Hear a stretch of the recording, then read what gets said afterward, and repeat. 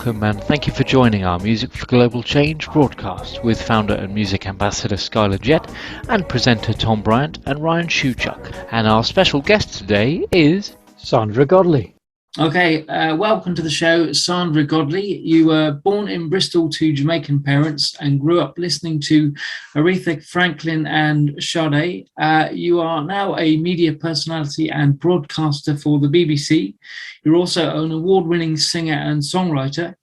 You've released 4 albums with Mobo nominations, and in 2014, you won a Women in Music Award. So welcome to the show, Sandra, and thanks for joining us. Oh, you're welcome. It's a real joy to be here. Great.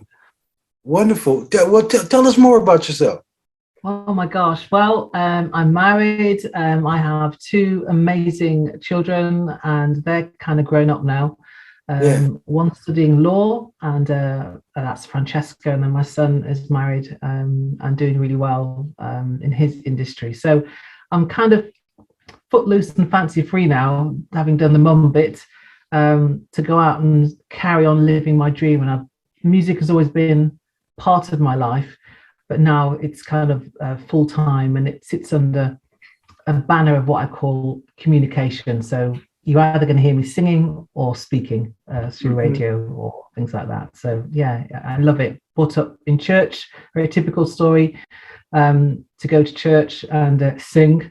I think it was just time for my parents to have some freedom from me and my brother. They just sent us off there, and that was it for a few hours.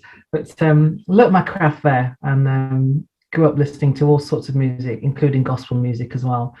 And over the years, I've diversified because I've lived in cities most of my life, and so my musical influence has been quite eclectic.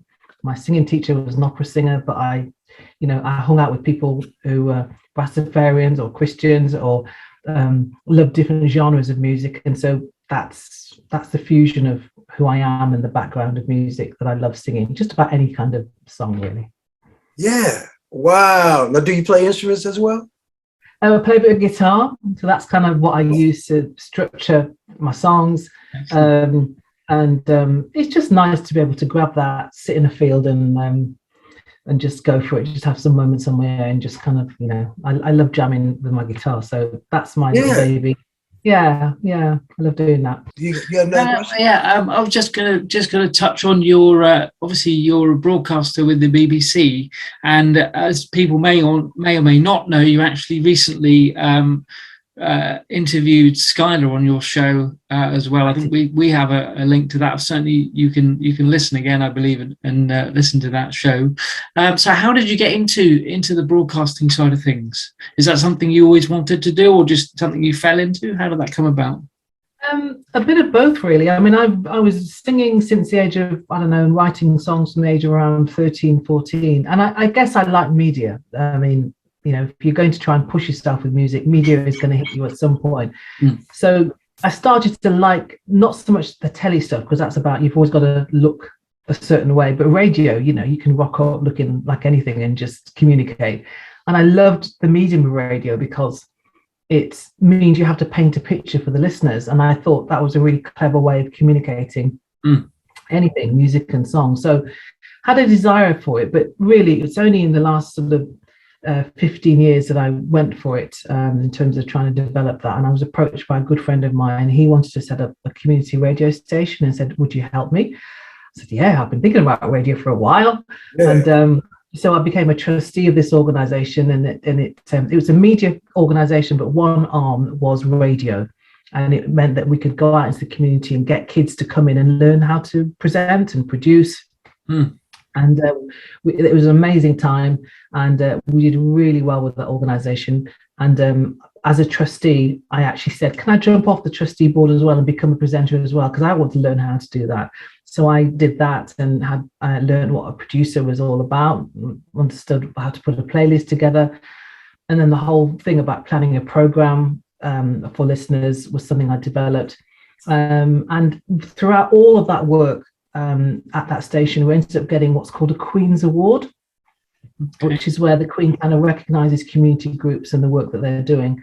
And so I was really proud that our little station was recognised And we were churning these kids out, I want to be a presenter, I want to be a producer, and they all left with something, and it got obviously noticed and recognized. So we had a nice little gong from the Queen for that. So yeah, and I stayed there for a while, and then had a call from the BBC. We'd like to consider you becoming a presenter, and that was just mind-blowing. Wow. Yeah. And I went in and had a little test and everything, but it just didn't work out. The guy who called me in, the editor from the BBC, moved on. And so I went back to the bottom of the pile, couldn't convince the new editor that I could do it. It's just, we've got a different strategy, all that kind of stuff. So it actually took me around 8 or 9 years to actually finally get in. Wow, okay. BBC, knocking on their door. And during all that time, I won an award, a music award, which the BBC had sponsored. So it meant actually my time with them was accelerating. I had a real reason to keep knocking on the door and saying, look, the award that you've sponsored that I won, can that open a door for me? And still it was really hard. I just kept knocking on the door, and I found it was really lovely being on one side of the desk at the BBC, which is as a paper reviewer or someone that they would talk to for advice about all sorts of different things. I did everything on that side of the desk, but not presenting on the other side of the desk. They called me in for everything. Can you come and sing? Can you? Eventually, a new editor arrived. He'd obviously seen previous notes from years ago and said, let's give it another go. And then the rest is history. So, yeah. Wow. So there's a long ramble, but it's just, people think you just land in the BBC just like that. And it's not. Absolutely. It can happen, but for a lot of us, it's a bit of a slog. Love it. I love that story. I mean, are you considering doing a book or a documentary about all this struggle that you had to go to get to where you are? Yeah, I am actually. You must be a mind reader. I'm thinking, just so that I can remember. I think people do see what you do like now, and they just think, oh, it's easier for you, and you think you've got no idea. Yeah. The rejections, the lifestyle of a musician and artist is pretty hard. And I gave up a full-time job as a really senior executive within an organization to do this full-time as a musician. Lost a company car, huge team, massive pay packet, because I was getting to my 40s and thought I really, really want to do music full-time with the radio as well. So I gave that all up. And never looked back, but it's not been easy, but that's what's made me, the challenges and overcoming it all. Yeah, I love it. Brian, you got a question? Sandra, very nice to meet you. So I'm in America, and so we're not typically as exposed to the BBC other than maybe Sherlock or something like that. So I was able to find your show online, and I was like, oh my gosh, it's like 4 hours a week. But I listened to the last show and I was kind of blown away. So let me set the stage. So if you don't know already, Skyler Jett is my father.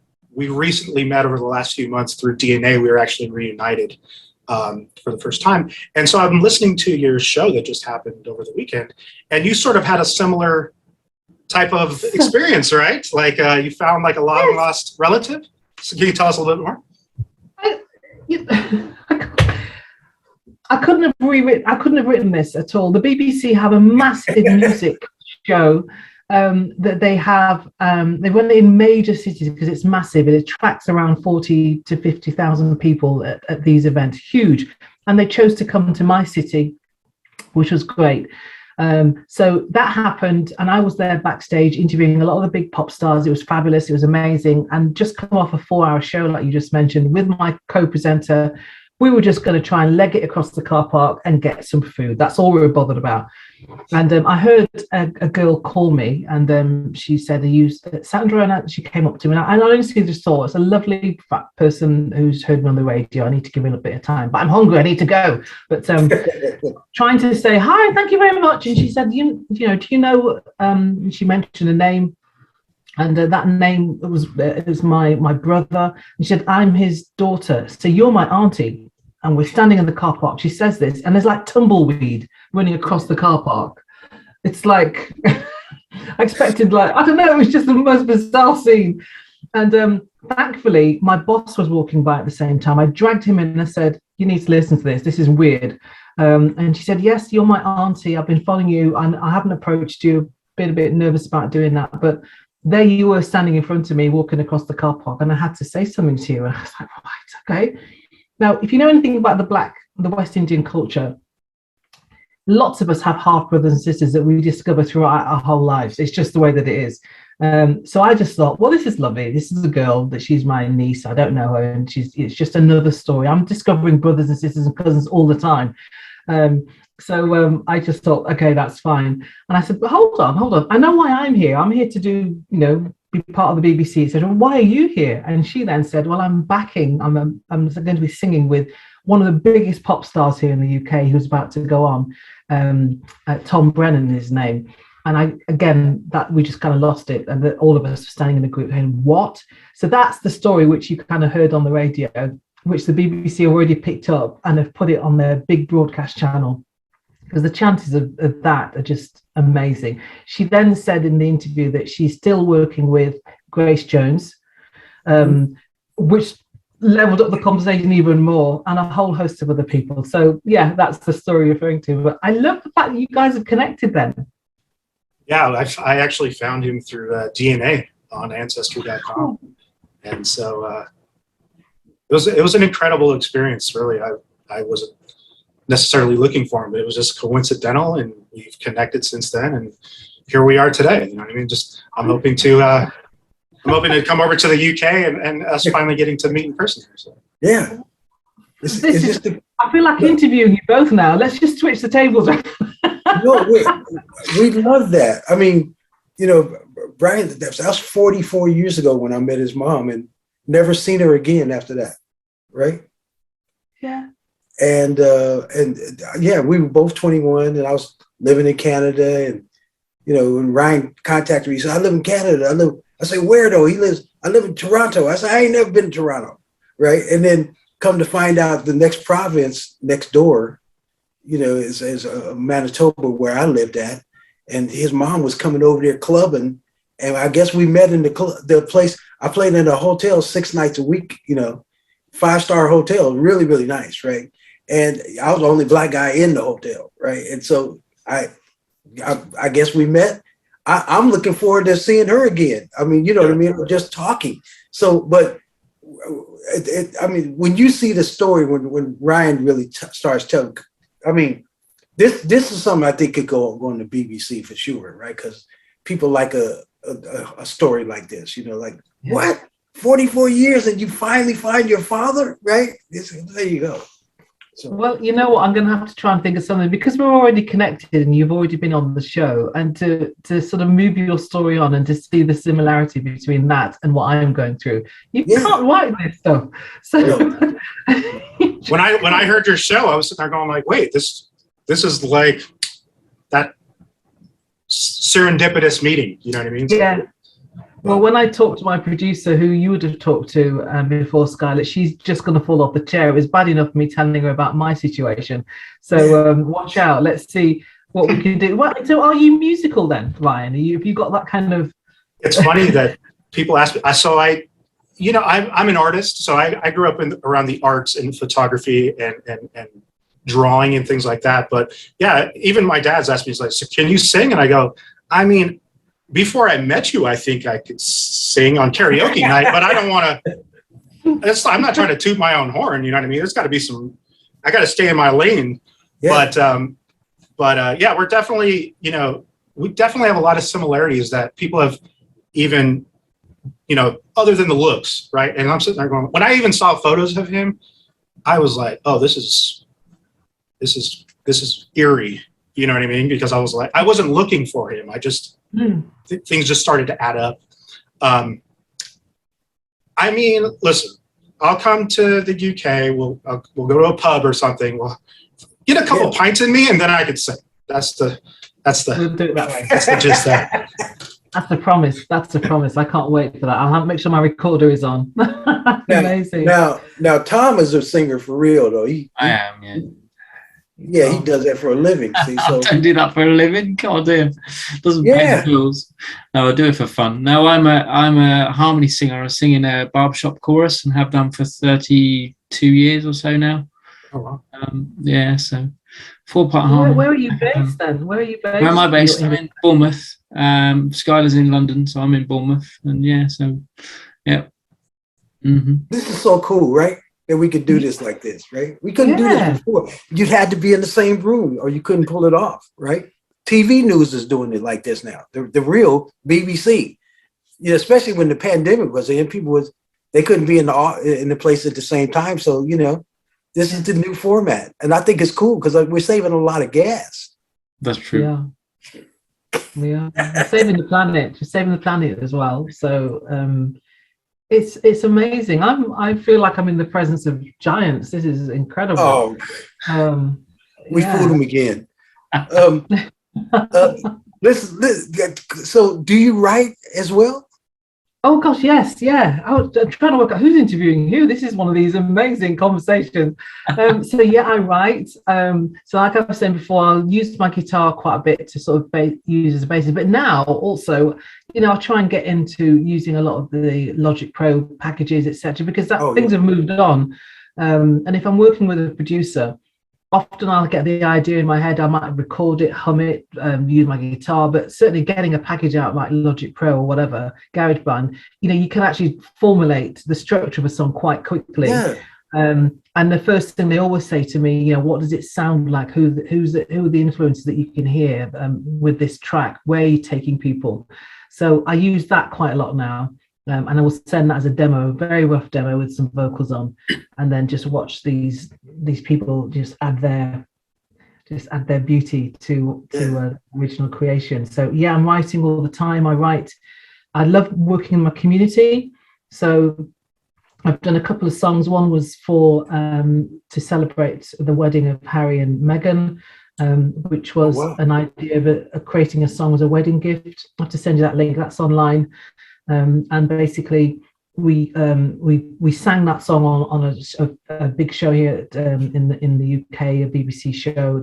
We auditioned loads of people from across the country to come and sing, and the one proviso was that they had to have some kind of physical or mental challenge. And so a day in Coventry Cathedral interviewing and listening to these people is what happened. And we got down to the final 26, and then these guys sang the song that I wrote. And like I said, we went on telly with it. And then the BBC actually made a documentary of that whole journey with me and these 26 people. The choir is called the Gospelability Choir.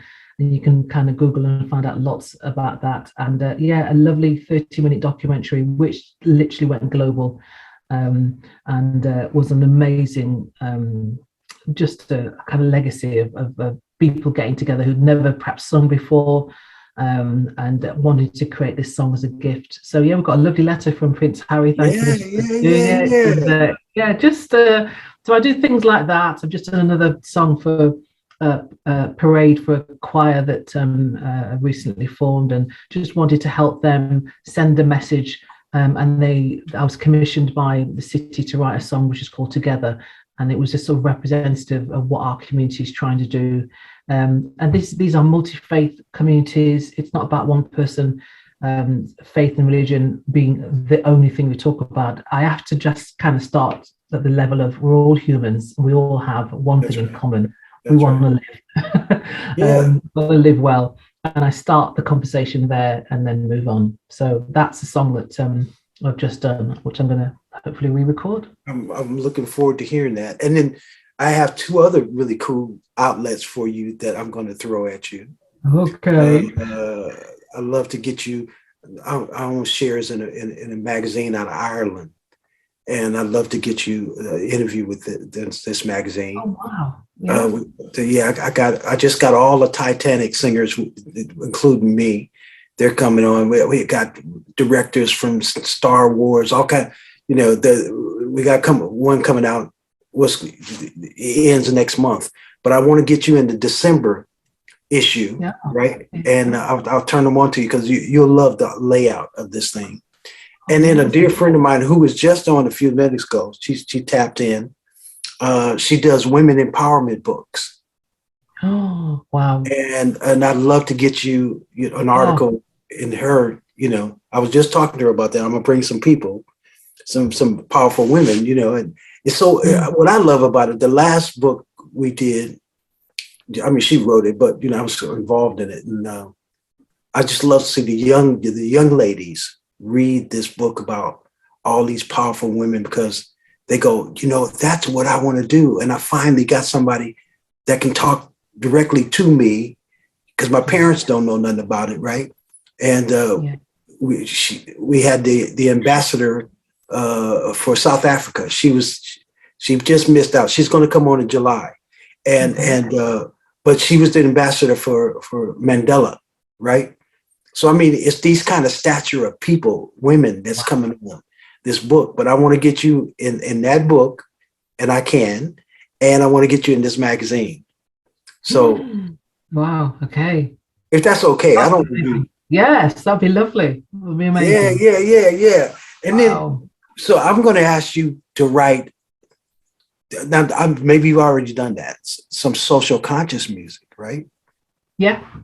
And because that's where we live. The three of us, we live in the social conscious realm of promoting music, whether it's for festivals and radio and television and record labels, right? So, because there's never been a genre like this before. Although 192 million songs have been written, so there's definitely an audience for it. But we got to pull them in together. So there's a hub for it to go, and that's going to be Music for Global Change. And so, I love to hear your feelings about that, though. Well, I'm working a lot with young people, and I love to hear what they think we think they're hearing. And you talk about global change to a young person, and it's quite clear that a lot of kids have never traveled, don't see outside their community, particularly with our young Black kids that have perhaps never lived outside of their own community. And so here we are with gang warfare. They have no objectivity, no idea about different cultures. They're just dealing with their immediates. So when you talk global to them, it's just probably just down the street. And that's what they have no concept of comparing their feelings and their thoughts with another culture, with somebody. And one of the things I'm looking to try and work with another organization is having these cross-cultural international conversations with the kids. Mm-hmm.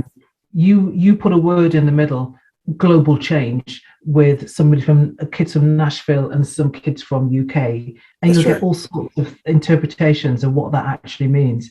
And that's fascinating to me, because it's a good starting point for a conversation. And if you're a city dweller and you've never even seen the country before, you have no concept of what it's like to understand the environmental issues that are prominent that we need to face. And if you've only ever lived in the country, you've got no context, no idea what it's like to have lived in the city, in an insular population where you're one of many, etc., etc. So getting these kids to talk is something I really, really want to do. And it sounds like it's similar to what you're doing, but it's actually understanding their language, their perspective. And for me, lockdown has had a massive, significant, a lot of damage to our young kids who've not been able to go out and talk, not been able to have the exams the way they used to. I've got a daughter that's gone through all of that. And so we've got a breeding ground of unmet needs with our kids cross-culturally. And it's for us who are growing up with all our experience that we just don't even understand that we have, to start giving that away, literally giving it away to kids, because we make an assumption that they are mentally agile, and a lot of them are just stuck and frozen with nowhere to go. So our suicide rate is crazy. We've got men who are needing to learn how to talk again, be confident who they are. And I'm saying all this because these are the kind of people that I've been interviewing on the show. So it's not kind of, I'm just trying to, it's theory. I've got to the point where I'm thinking, I have got a lot to give away. I can give my bit away. You can give your bit away. And to save the day, just keep saving the day, just keep talking to them. We've got a huge identity crisis as well. Who am I? What am I? And that's without bringing the faith element. There's a lot of kids struggling with who they are, and wanting to have a balanced conversation with someone that isn't going to judge them. And in all of that sits music as a way of communicating, which is why I'm excited about how can we, as the grown-ups, as it were, translate what they're feeling and help them think through, not necessarily give them answers, but just give them a platform where music is the undercurrent and helps them move into a different room, headspace, to start talking and discovering who they should be. So it's a long-winded explanation. Our kids need us, basically. Yes, they do. Well, we're going to get a couple more questions before we get out of here. Tom, yeah. I mean, just it touches slightly on what you were talking about earlier. I see, note that you're an advocate for Ladies First for professional development. Can you tell me a little bit about that, please? Yes, so I've been with them for about 4 years, but I've only recently become a director. And this, again, is an intentional group of radical women who are all entrepreneurs, big thinkers, but have a story behind everything. So a lot of them have struggled to understand who they are, but they're all running their own little micro companies. Some of them are quite big. And we gather together, which is what we're going to do tomorrow to celebrate the Queen's Jubilee. But it's a hub for being yourself, forgetting about the kids, forgetting about the worries of world, and just having a couple of hours together and changing lives together. So yeah, I'm really excited about becoming their director. They just recently awarded me a Lifetime Achievement Award, which is like, whoa, it's a bit heavy. So I'm accelerating, and I'm bringing the whole diversity conversation into it as well, so that we become agile and adept at understanding that, you know, we need color, we need texture, we need women of different backgrounds, so the girls can say, oh, I can see someone that looks like me. This is really great. Wow. Powerful. Ryan, do you have another question? Speaking about, you talked about the lockdowns and obviously the pandemic and charitable things like that. I recently listened to your song, My Darling, very powerful. Even the photography on the cover was very powerful, and it seemed obviously to be regarding grieving post-pandemic and losing loved ones and stuff like that. What was the inspiration for that song, and can you tell us a little bit about the charities that you were involved with there? I lost my aunt due to COVID, and it was a terrible thing, and I just wanted to put pen to paper about how I felt. I'm a singer, but I really struggled to actually start. It took forever. It took 9 months to actually sit down at this computer and start to write it. I couldn't. I just had a mental block. But once the words started to come, it was like a flood. And that song was written literally within about 5 or 7 minutes. When people say, gosh, that's crazy, and I say, no, the build-up was 9 months, and then suddenly, I don't know what happened. It's just turning a tap on, and out the words came. So that's what happened with that. And I worked with Ladies First, the company we just talked about, to create that song, and then fundraise and donate some the profit from that to different charities regionally. Again, charity at the heart of what we do. So yeah, I respond to those kind of moments and find that's an easier way to get my music out. What are people saying? What do they want answers to? What can I do to help, rather than write songs just because I think you just need to hear another song from me. So that was the response to the pandemic. And the last song I've just mentioned, which is called Together, that's about how do we move together now as one, as a community. We've all struggled. Every one of us knows that someone has died or passed away. How do we move together? So yeah. Well, thank you so much for taking the time to come on our show. Right? Ooh, yes, I've loved it. Really wonderful for you to come on. Thank you so much. Namaste. Namaste.